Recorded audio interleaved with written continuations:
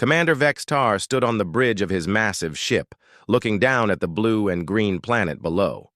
Earth looked beautiful from space, but something felt wrong. His sensors showed no cities with lights, no radio signals, no spacecraft flying around the planet. Nothing that showed intelligent life still lived there. "Sir, we have completed our orbital scan," said his science officer. "There are no active energy signatures anywhere on the planet. The humans appear to be completely extinct." Vextar nodded slowly. The Veltharian Empire had been watching this solar system for over 200 years. Once the humans had been expanding into space. They had built colonies on nearby planets and sent radio messages across the galaxy. Then suddenly, everything went silent. "What do our records say happened to them?" Vextar asked. "Nuclear war, sir. Our long-range sensors detected massive explosions across their planet around 2 centuries ago. After that, all their technology signatures disappeared. The few signals we received before the silence suggested they had destroyed their own civilization." Vextar walked closer to the viewing screen. Earth looked so peaceful now. Green forests covered what used to be great cities. Rivers ran clean and clear. It was hard to believe this planet once held billions of intelligent beings. "Prepare a landing team," he ordered. "I want to see what remains of the human civilization. The Empire is interested in understanding how a species can destroy itself so completely. It will help us prevent other worlds from making the same mistakes." Far below on Earth's surface, deep underground in a hidden bunker, Dr. Hyun watched the alien ships through carefully hidden cameras. He was a tall man with gray hair and kind eyes, but those eyes held secrets that could change the galaxy. "They have arrived, just as we predicted," Hyun said to the woman standing beside him. "Minji, are all our people ready?" Minji was Hyun's daughter, a young woman with dark hair and quick, intelligent eyes. She operated the most advanced communication systems on Earth, though the aliens above would never detect them. "Yes, Father. All underground cities have been notified. Everyone knows to stay hidden until we give the signal. Our surface monitoring posts are ready to track every move the aliens make." Hyun smiled proudly at his daughter. She had grown up in this hidden world, trained from childhood for this moment. Like all the children born in the underground cities, she knew the great secret of humanity's survival. "And Tae's teams?" Hyun asked. "All positioned and waiting. If any alien gets too close to discovering our real settlements, Tae's people will redirect them toward the fake ruins we prepared." Tae was the master engineer of their settlement, a quiet man who could build anything and fix any problem. More importantly, he could make things disappear when the aliens came looking. The truth was simple but shocking. Humanity had never fallen. The nuclear war had been carefully staged. The environmental collapse had been controlled. Every signal that suggested human extinction had been deliberately sent to make the galaxy believe Earth was empty. For 200 years, millions of humans had lived in vast underground cities. They had grown food in hidden farms. They had built new technology in secret laboratories. They had studied every alien species in the galaxy, learning their weaknesses and strengths. Most importantly, they had waited. "Sir, we are receiving clearance for landing," reported the Veltharian communications officer. Vextar straightened his uniform. "Very well. Take us down to what used to be their largest city. I want to walk through their ruins and understand what happened here." The massive alien ship descended through Earth's atmosphere. As it broke through the clouds, the crew could see vast green forests stretching in every direction. Here and there, broken pieces of old buildings poked through the trees like ancient bones. "Remarkable," whispered the science officer. "Nature has completely reclaimed their civilization. It is as if the planet healed itself after the humans disappeared." What they could not see were the carefully hidden entrances to the underground cities, the secret passages built into mountainsides, the concealed farms that fed millions of people, the communication arrays disguised as dead trees. The alien ship landed in a clearing that had once been the center of a great human city. Now only scattered concrete blocks and twisted metal showed where buildings had stood. Vexatar and his team stepped out of their ship, breathing apparatus covering their faces. "The air is clean," reported their environmental specialist. "Cleaner than most inhabited worlds we have visited. Whatever damage the humans did to their planet, it has recovered completely." Vextar walked slowly through the ruins. His team spread out, scanning everything with their instruments. They found exactly what Hyun and his people wanted them to find: broken weapons that suggested terrible wars, radiation signatures that indicated nuclear explosions, computer fragments that showed desperate final messages from a dying civilization. Every piece of evidence told the same story. Humanity had destroyed itself in a fit of violence and stupidity. "How sad," Vextar said, picking up a piece of metal that had been carefully aged and placed there just yesterday. They had such potential. Their early space flights showed real promise, but they could not overcome their violent nature. 20 meters below his feet, in a hidden chamber, Hyun and Minji watched through concealed cameras. "He is standing directly above Section 7, Minji whispered. "If he only knew that 3,000 people live and work just below him." "But he will never know," Hyun replied. "We have spent 2 centuries perfecting the art of invisibility. The aliens see exactly what we want them to see. Nothing more." Vextar's team spent 3 days exploring the fake ruins. They collected samples of deliberately placed artifacts. They recorded messages from computers programmed to tell false stories. They documented the staged evidence of humanity's self-destruction. Every report they filed confirmed what the Veltharian Empire wanted to believe. Earth was empty. Humanity was extinct. The planet was available for colonization. "Sir," said the communications officer as they prepared to leave, "the Empire is pleased with our report. They are already planning mining operations to extract Earth's resources. The Admiralty believes this world will make an excellent addition to our territory." Vexatar nodded. "Yes, the humans left behind a beautiful world. It would be wasteful not to use it. Schedule the first colony ships to arrive within 6 months." As the alien ship lifted off and disappeared into space, Hyun turned to his daughter. "Phase 1 is complete," he said. "They believe we are extinct. Now we begin Phase 2. "What is Phase 2, Father?" Hyun's eyes grew hard. "We show them what extinct humans can do." 3 weeks after the first landing, Veltharian research teams had established 5 bases across Earth's surface. Commander Vexitar watched from his orbital command ship as dozens of scientists worked to uncover the secrets of human extinction. They had no idea they were being watched by thousands of hidden eyes. Dr. Kira, the Empire's leading expert on extinct civilizations, stood in what used to be a human library. The building had been partially destroyed, but enough remained to tell a story. She carefully examined burnt books and damaged computer drives. "Commander, you need to see this," she said into her communication device. "The evidence here is disturbing." Vextar's voice crackled through the speaker. "What have you found, Doctor?" "Historical records showing constant warfare among humans. They fought each other over everything. Resources, territory, religious beliefs, even the color of their skin. These beings were incredibly violent. What Dr. Kira did not know was that every book she found had been carefully placed there by Tay's teams. The burnt pages told stories of human wars, but not the whole truth. They showed humanity's conflicts without showing how humans learned from each mistake and grew stronger. In the underground city of New Seoul, Minji sat at her communication station, listening to every word the alien spoke. Her equipment could intercept any signal the Veltharians sent, but they could never detect her transmissions. "Father, they are finding exactly what we wanted them to find," she reported to Hyun. "The aliens think we were too violent to survive as a species." Hyun stood behind her, reading the intercepted messages on her screen. Good. Let them believe violence was our weakness.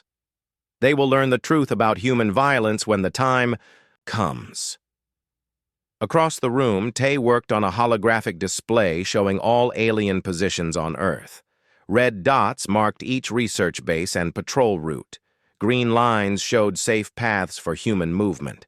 Yellow zones indicated areas where alien. Surveillance was heaviest. Their pattern is predictable, Tay said. They avoid deep forests and mountain regions. They stay close to old city ruins where they expect to find artifacts. This makes our job easier. How so? Hyun asked.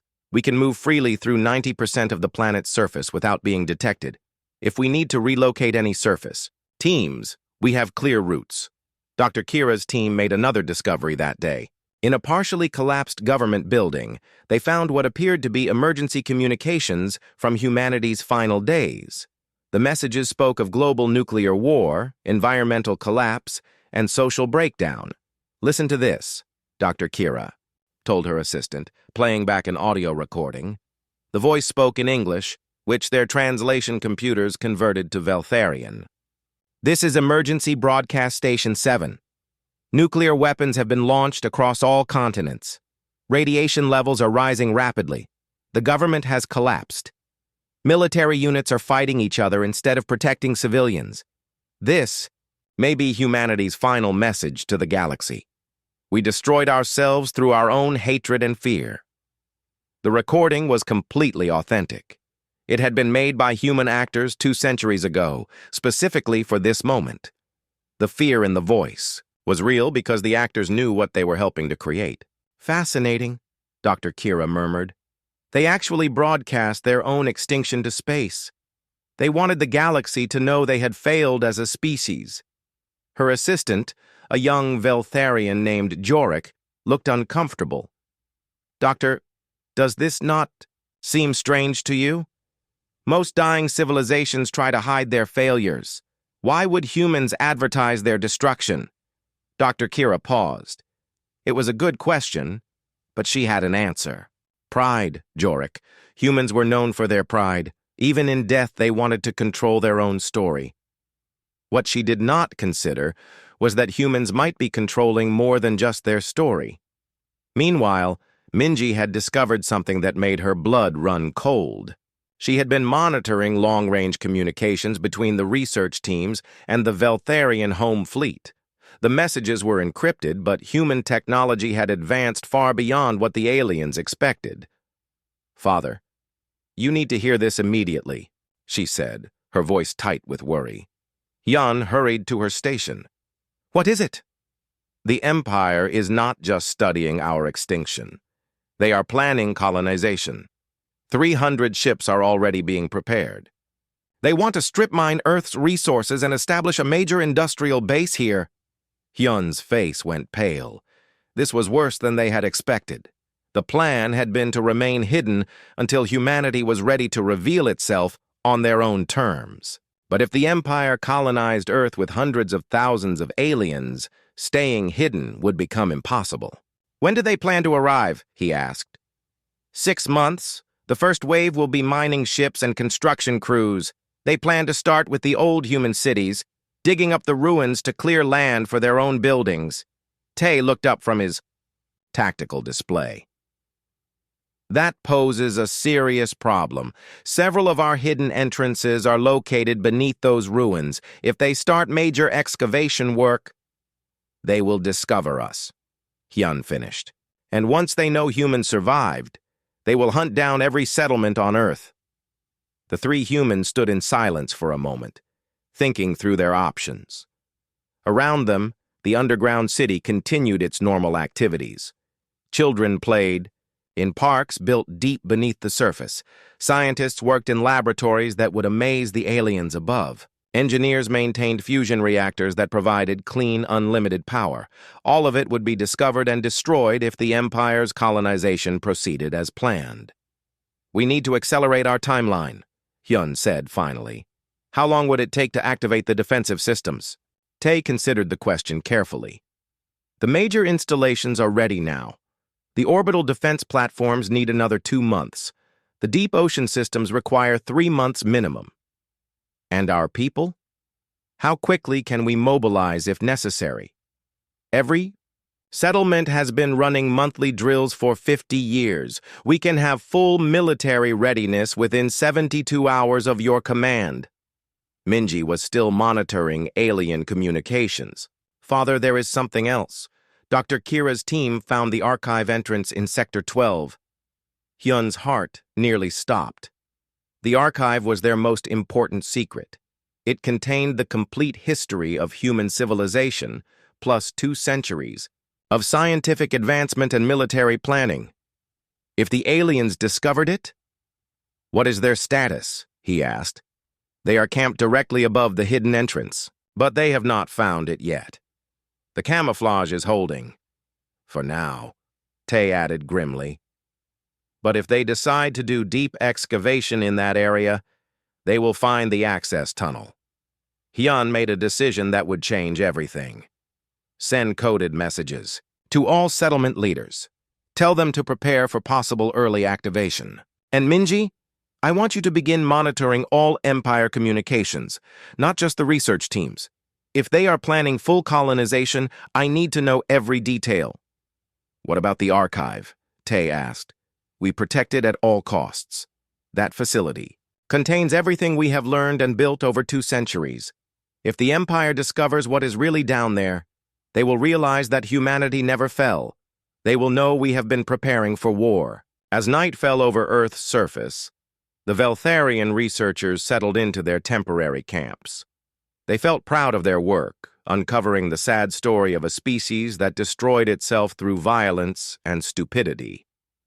They had no idea that, beneath their feet, millions of humans were preparing for the greatest deception in galactic history to become the greatest war. Dr. Sewell was the youngest member of Dr. Kira's research team. She had joined the expedition because she wanted to understand how civilizations fell apart.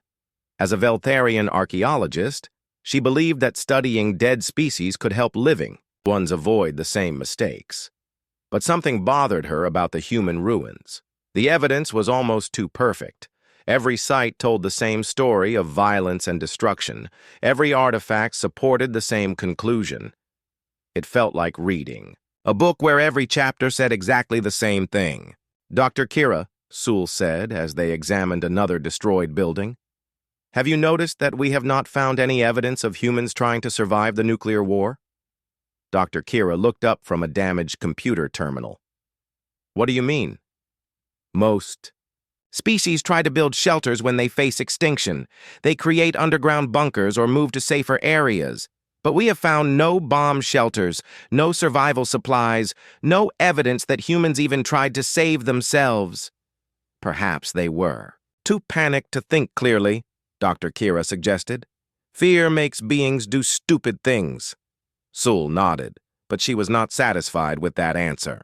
That afternoon, she decided to explore a little further from their main camp. She wanted to find evidence of human survival attempts, even if they had failed. She walked deeper into the forest than any Veltharian had gone before. The trees were old and thick, creating shadows that made it hard to see. But Sewell had good eyes and better instincts. She noticed things that others missed. First, she found a path. It looked natural, like an animal trail, but it was too straight and too well maintained. Real animal paths curve around obstacles. This one had small obstacles moved aside. Then she found the water system. A small stream ran through the forest, but its course had been changed. Someone had built a simple dam to redirect the water flow. The work was old, but not ancient.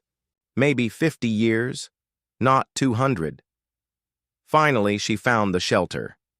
It was built into a hillside and covered with plants and soil.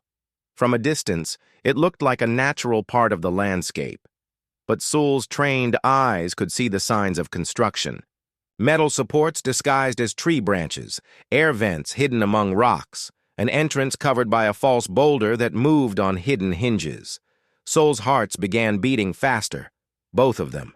Fear and excitement made her species dual circulatory, system work over time. She activated her communication device to call Dr. Kira, but then stopped. What if someone was still inside? She approached the hidden entrance carefully. The false boulder had been moved recently. She could see fresh scratches in the dirt around its base. Sul placed her hand on the boulder and pushed gently. It moved easily, revealing a dark tunnel, leading down into the earth. Sul had made a choice that would change everything. Instead of calling for backup, she decided to investigate alone. She turned on a small light and stepped into the tunnel. The tunnel was not crude like a desperate survival shelter. It was well built with smooth walls and proper ventilation. Electric lights lined the ceiling, though they were turned off. Sul's light reflected off metal surfaces and glass panels. This was not a simple bunker. This was advanced technology. Sul followed the tunnel deeper underground until it opened into a large room. Her light beam swept across control panels, computer screens, and equipment she did not recognize. Everything was clean and well-maintained.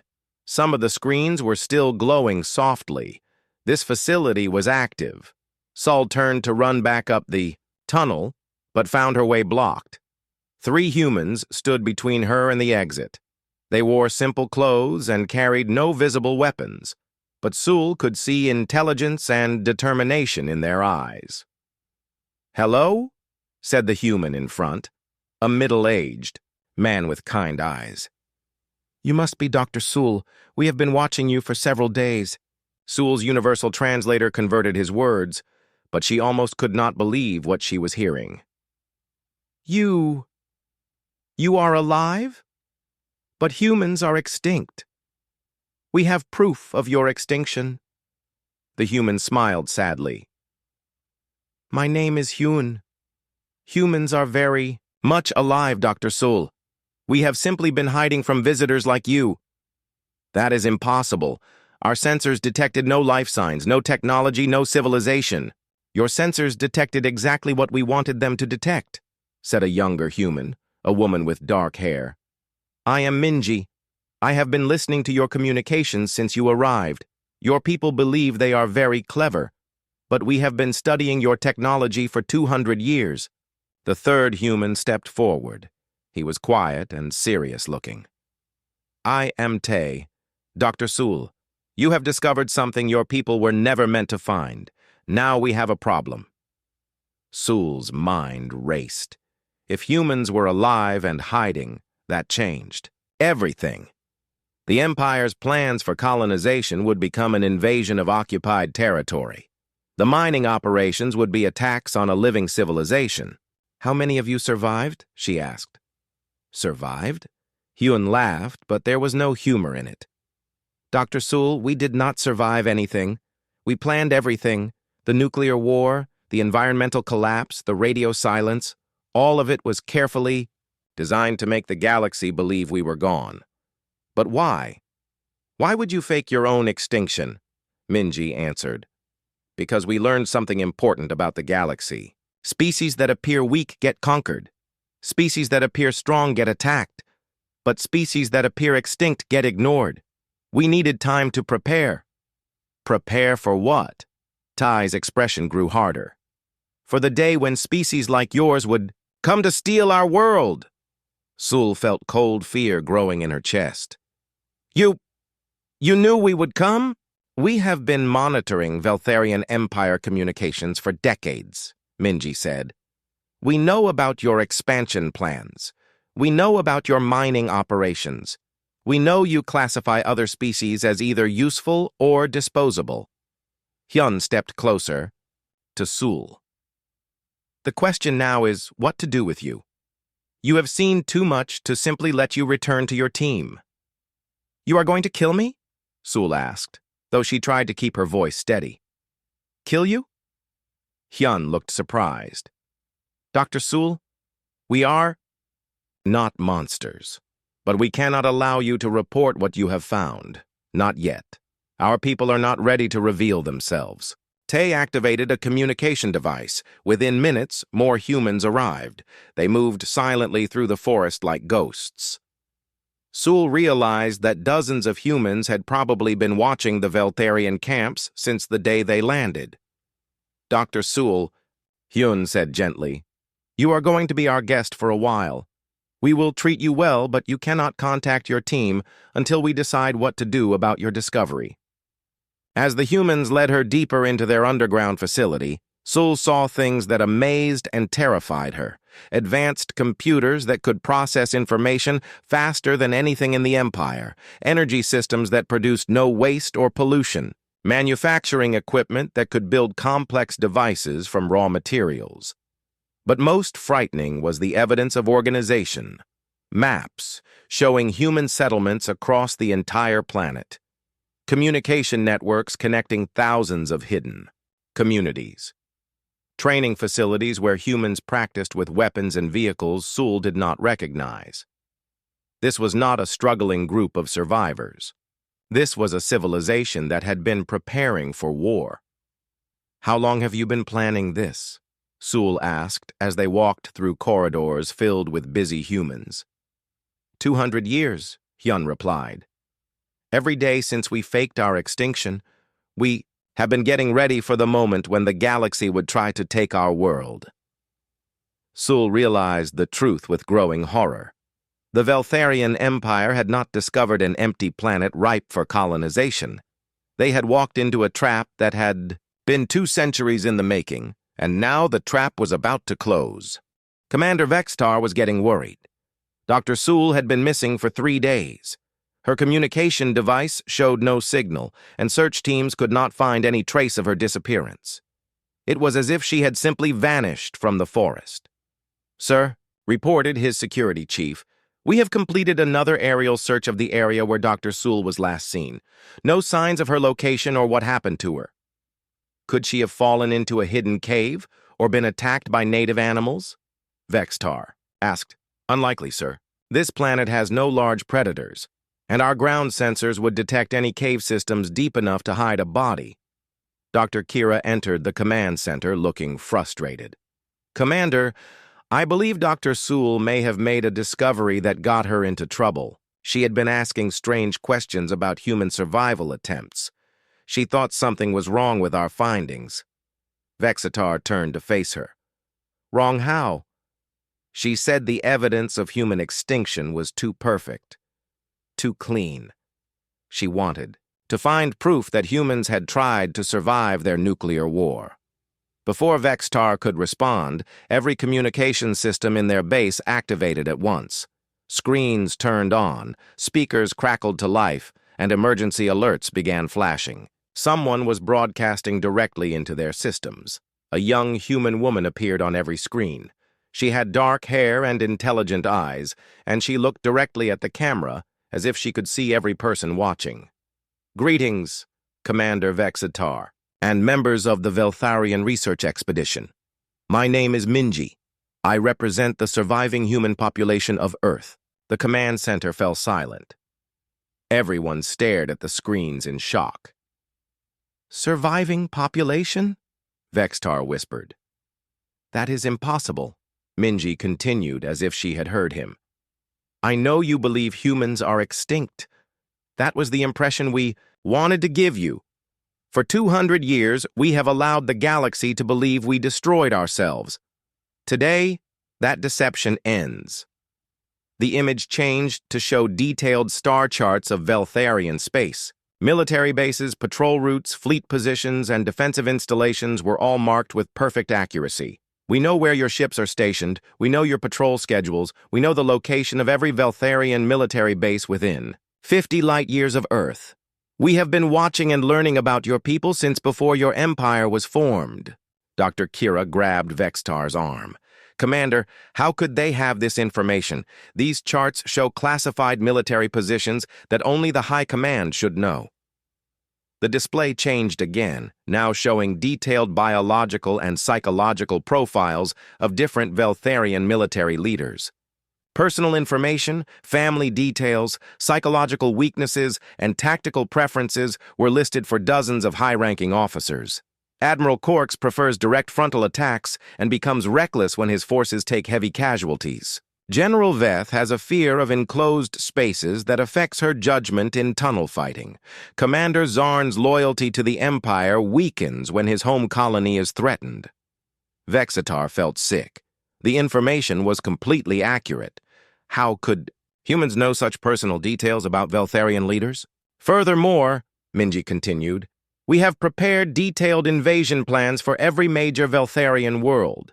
These plans account for your defensive systems, your response patterns, and your species' biological limitations.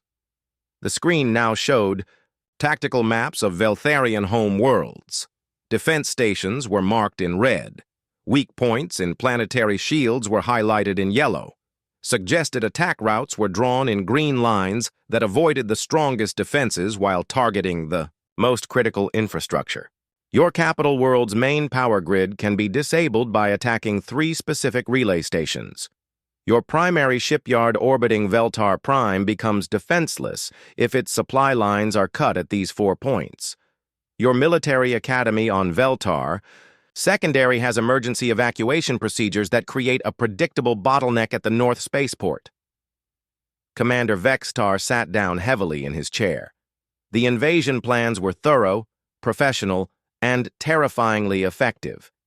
If humans actually launched attacks based on these strategies, the Veltharian Empire would face its greatest military crisis in centuries. You want to know how we obtained this information? Minji asked, as if reading his thoughts. Humans have been secretly traveling throughout your territory for decades.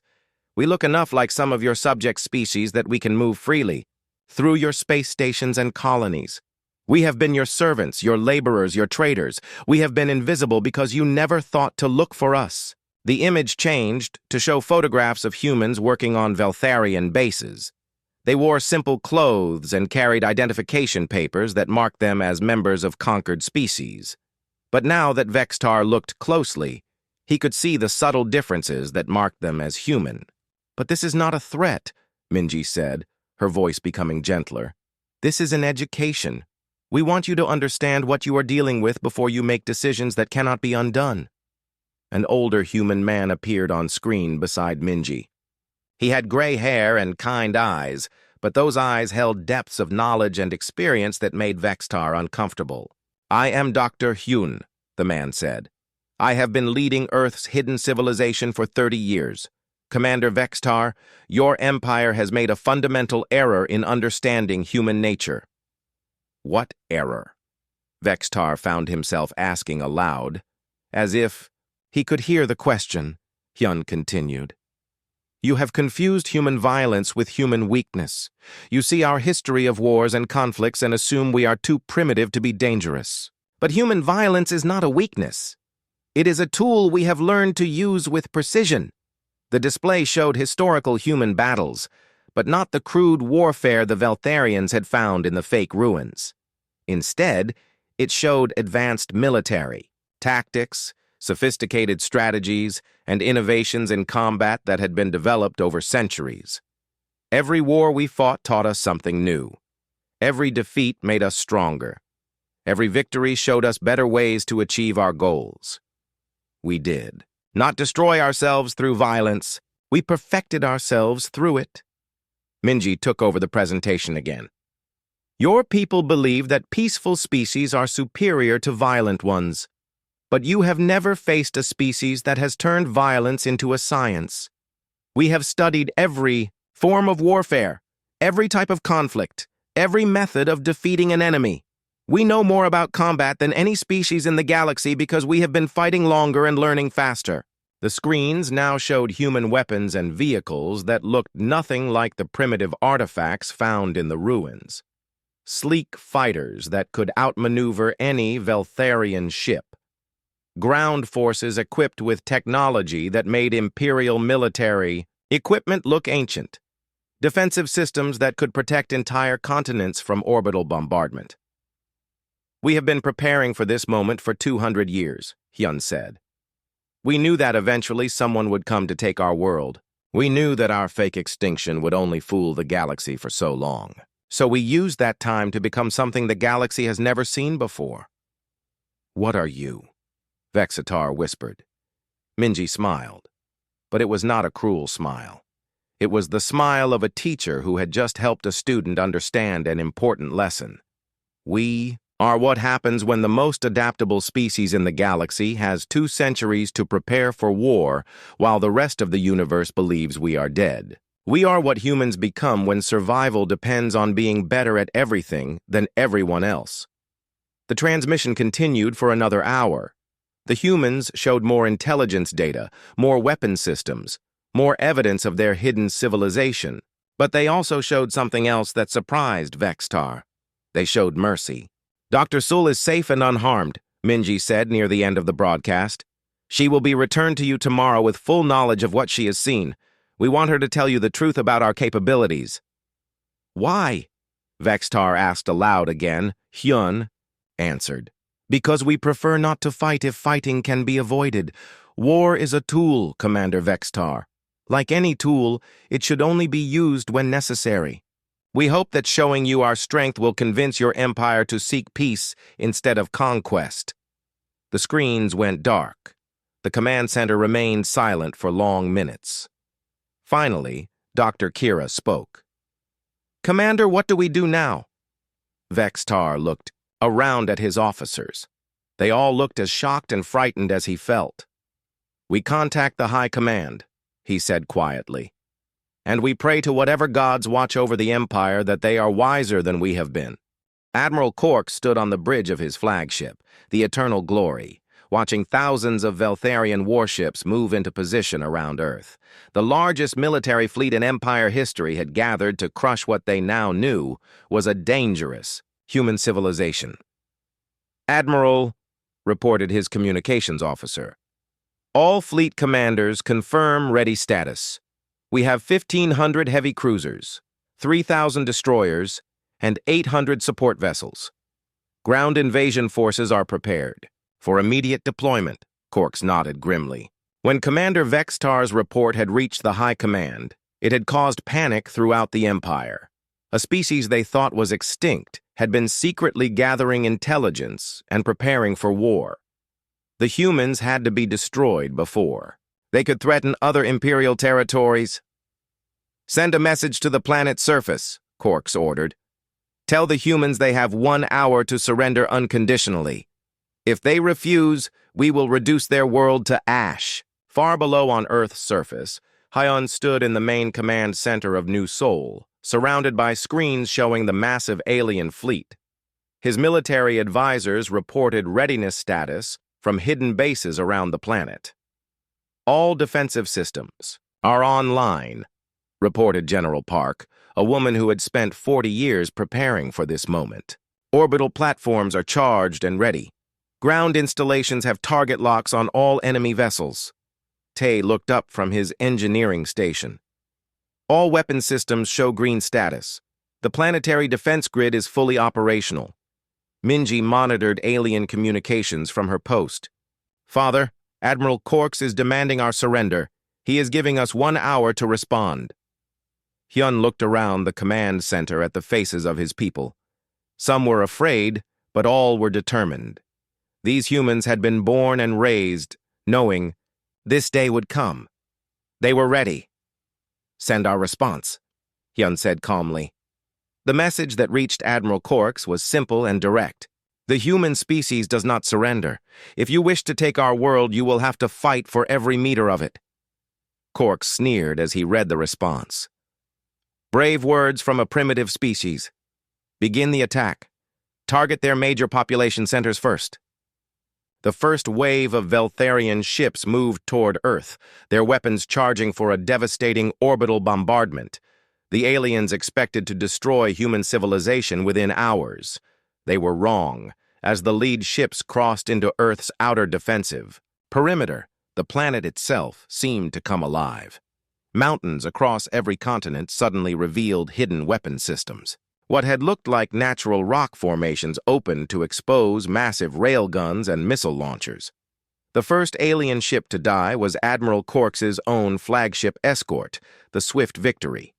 A railgun hidden in the Rocky Mountains fired a projectile at nearly the speed of light. The tungsten slug punched through the ship's shields like they were paper and split the vessel in half. "What was that?" Cork shouted as alarms blared across his bridge. Before anyone could answer, 20 more ships exploded as Earth's mountain-based defense systems opened fire. The hidden weapons had been built into the planet's geology over 2 centuries, disguised as natural features while commanding perfect fields of fire. "Admiral, we are detecting massive energy signatures from the planet's surface," his sensor officer reported in panic. "The entire landmass appears to be armed."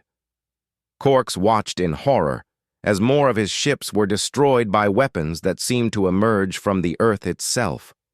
Forests suddenly bristled with missile launchers. Lakes revealed themselves to be camouflaged. Launch platforms. Even individual hills fired guided projectiles that hunted down Imperial vessels with deadly accuracy. "How is this possible?" Corks demanded. "Our intelligence showed no military installations on that planet." Tay's voice reached him through an open communication channel. "Admiral Corks, you were looking for military bases. We turned our entire planet into a military base." The second wave of destruction came from Earth's oceans. The Veltharian fleet had ignored the planet's seas, assuming they held no threats. That assumption proved fatal as hundreds of submarines rose from the depths, their hulls invisible to Imperial sensors. These were not primitive vessels. Human submarine technology had advanced far beyond anything the Empire had seen. The subs moved silently through space-time distortions, appearing next to alien ships without warning and launching weapons that could crack a battleship's hull with a single shot. Admiral Corks's tactical display showed his fleet dissolving before his eyes. Ships that had dominated space battles across the galaxy were being destroyed by weapons they could not even detect until it was too late. "All ships, fall back to defensive formation," Corks ordered. "Concentrate firepower on the planet's surface. If we cannot land troops, we will burn their world from orbit." But as the Veltharian fleet regrouped, they discovered that Earth's defenses extended far beyond the planet itself, space around Earth filled with invisible mines that had been drifting in perfect camouflage for decades. The mines activated as alien ships approached, creating a deadly maze that trapped the Imperial fleet in Earth's gravity well. "Admiral, we cannot retreat," reported the navigation officer. "The humans have surrounded us with some kind of spatial distortion field. Our jump drives are not responding." Corks realized with growing terror that his entire fleet had been lured into a trap. The humans had not just prepared defenses, they had prepared a killing ground. The third phase of Earth's defense came from weapons the Veltharians had never imagined. Beam weapons fired from hidden stations on Earth's moon turned Imperial shields into useless energy drains. Fighter craft launched from concealed bases moved with speed and agility that made Veltharian pilots look like beginners. But the most shocking revelation came when human ground forces finally showed themselves. Instead of hiding in bunkers, they emerged from the planet in spacecraft that outclassed anything in the Imperial fleet. The human ships were works of art and instruments of death. They moved like living creatures, responding to their pilots' thoughts as much as their controls. Their weapons could punch through Imperial armor with surgical precision or spread destruction across entire enemy formations. "Admiral," his communications officer said in a shaking voice, "we are receiving a transmission from the human commander." Hyun's face appeared on the main screen. He looked calm and professional, like a teacher giving a lecture. "Admiral Corks, your fleet is now trapped within Earth's defensive perimeter. Your ships are being destroyed faster than you can count them. Your invasion force will never reach our planet's surface." Corks tried to maintain his dignity. "Human, you may have surprised us, but the Empire has thousands of ships. We will send more fleets until your world is conquered." Hyun's expression did not change. "Admiral, you still do not understand what you are facing. This is not just Earth's defense fleet. This is a demonstration." "A demonstration of what?" "Of what happens when you threaten humanity's home. Every weapon you have seen today, every defensive system that has destroyed your ships, every technological advantage we have displayed. We have been building the same things on dozens of worlds throughout your empire." The tactical display changed to show Veltharian space. Red indicators appeared around major imperial worlds, marking the locations of hidden human bases and weapon systems. While you were studying our fake ruins, our real colonists were settling on uninhabited planets in your territory. While your ships patrolled trade routes, our vessels were building secret installations on dead worlds and empty moons. While your empire expanded through conquest, humanity expanded through invisibility. Admiral Corks felt his blood turn cold. You are saying you have invasion fleets positioned throughout imperial space? I am saying that if your empire chooses to continue this war, you will discover that Earth was never your target. Earth was your test.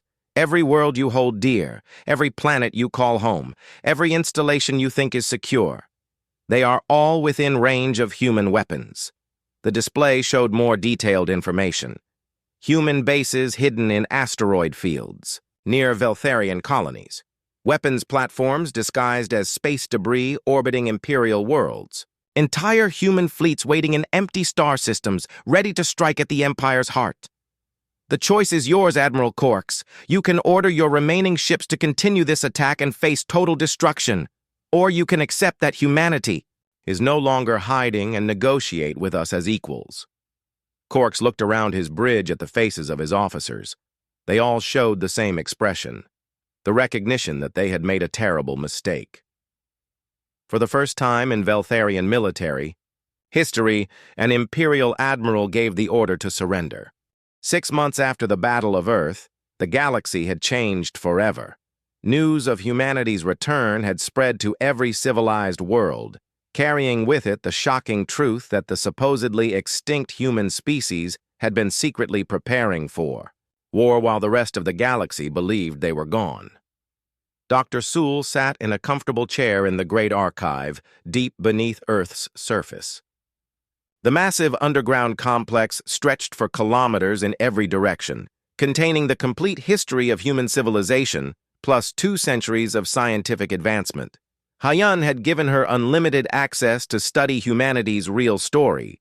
I still cannot believe the scope of your deception, Sewell said as she reviewed historical records on a holographic display. Your entire species participated in faking your own extinction for 200 years. Hyun smiled as he joined her in the archive's main reading room. Not our entire species, Dr. Sewell. We left some humans on our off-world colonies to maintain the illusion that we were expanding normally. They played their roles perfectly, acting like refugees from a dead homeworld while secretly serving as our intelligence network. Sewell looked at records showing human settlements on dozens of worlds throughout the galaxy. Your people were everywhere, working as laborers, traders, even serving in some planetary governments. How did no one recognize you? Because no one was looking for us, Minji said as she approached their table. The galaxy believed humans were extinct, so they saw what they expected to see. Our people learned to blend in perfectly with local populations. The archive around them buzzed with activity. Human researchers worked alongside scientists from 20 different species, all studying together in the vast underground library. The Great Archive had become a symbol of humanity's new relationship with the galaxy. Dr. Sewell, Hyun said, you have spent months studying our history. What is your conclusion about human nature? Sewell considered the question carefully. She had read about humanity's wars, their conflicts, their struggles, and their ultimate triumph over extinction. I think I was wrong about violence being a weakness. For humans, conflict seems to be a form of education. Explain, Minji requested. Every warrior species fought taught you something new about strategy, technology, or diplomacy. You never made the same mistake twice. Even when you lost battles, you learned from the defeats and became stronger. Hyun nodded approvingly. That is why we survived when other species might have been destroyed by similar challenges. We adapted. Outside the archive, Earth had become the center of a new type of galactic civilization. Instead of the Veltharian Empire's model of conquest and domination, humanity had proposed something different, voluntary cooperation between species working toward mutual benefit. The proposal had not been immediately accepted. Many species feared that humans were simply better at conquest than the Veltharians had been. But gradually, as human actions matched human words, trust began to develop. Tay entered the reading room carrying a data pad with the latest reports from across the galaxy. The Zephyrian Republic has agreed to join the Cooperative Council, he announced. That makes 47 species who have chosen partnership over imperial rule. What about the Veltharians themselves? Sewell asked. As a member of that species, she was particularly interested in her people's fate. Admiral Corks and the military leadership have been removed from power, Hyun explained. The Veltharian civilian government has chosen to negotiate rather than fight. They are slowly releasing control over their subject species and transforming from an empire to a federation. Sewell felt relief at this news. And the humans who were positioned throughout Veltharian space? Most have revealed themselves and are helping with the transition, Minji replied. Some have chosen to remain as ambassadors and advisors. Others are returning to Earth to help build our new civilization. The transformation had not been without challenges.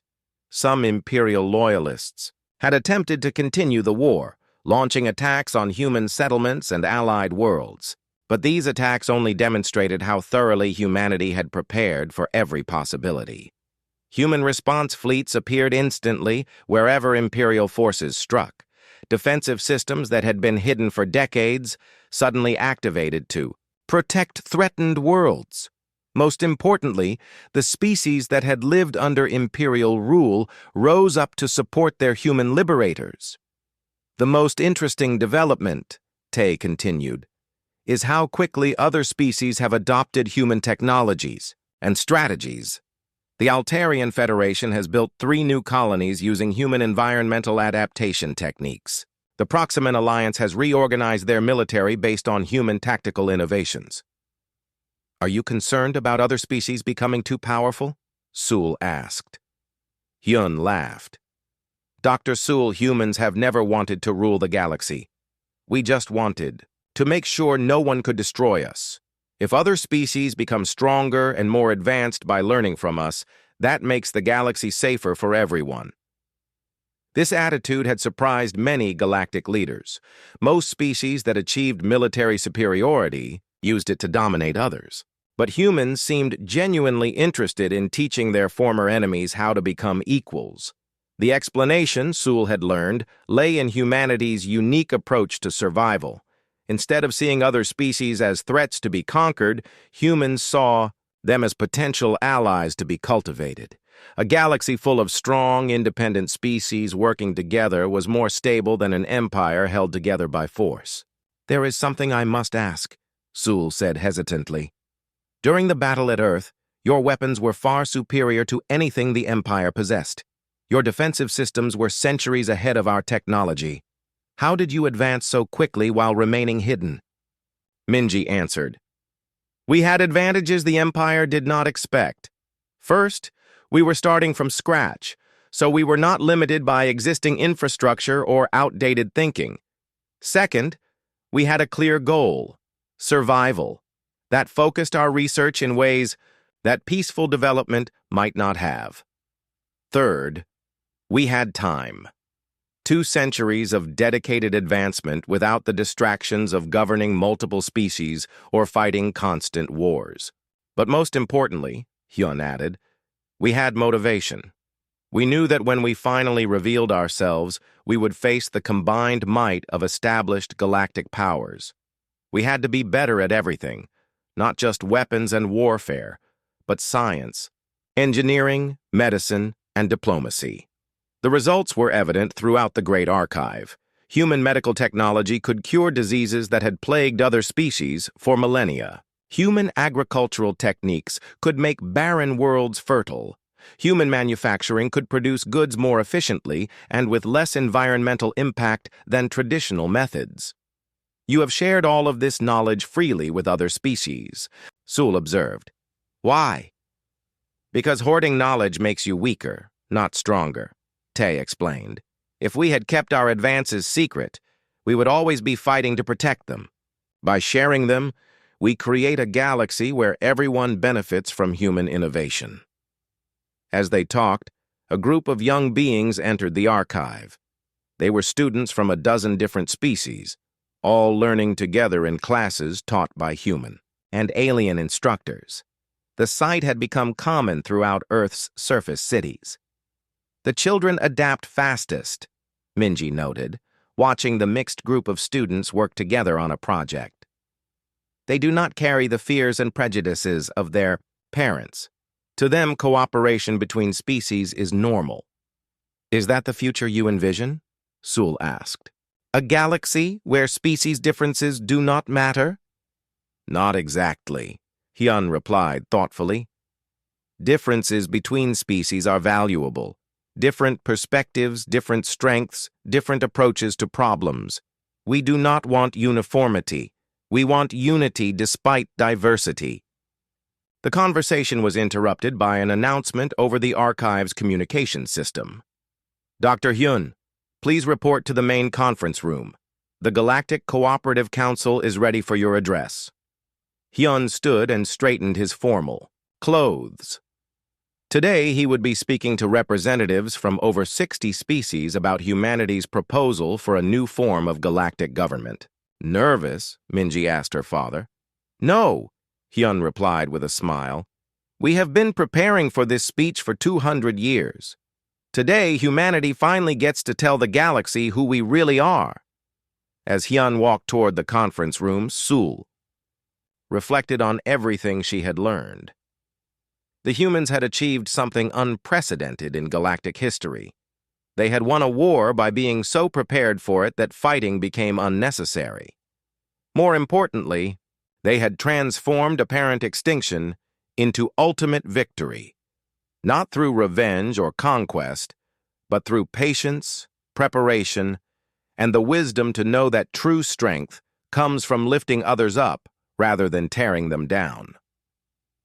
The galaxy would never be the same. And for the first time in her life, Dr. Sul believed that was a good thing. In the conference room, representatives from dozens of worlds waited to hear humanity's vision for the future. At the head of the table sat an empty chair marked with Earth's symbol. Hyun entered the room and took his place as the first human ambassador to the Galactic Cooperative Council. As he began to speak, his words carried the weight of 2 centuries, of preparation and the hope of a galaxy finally learning to work together. "Fellow beings," he began, "today we begin the next chapter of galactic civilization, not as conquerors and conquered, but as partners in building something greater than any of us could achieve alone." The age of human hiding was over. The age of galactic cooperation had begun.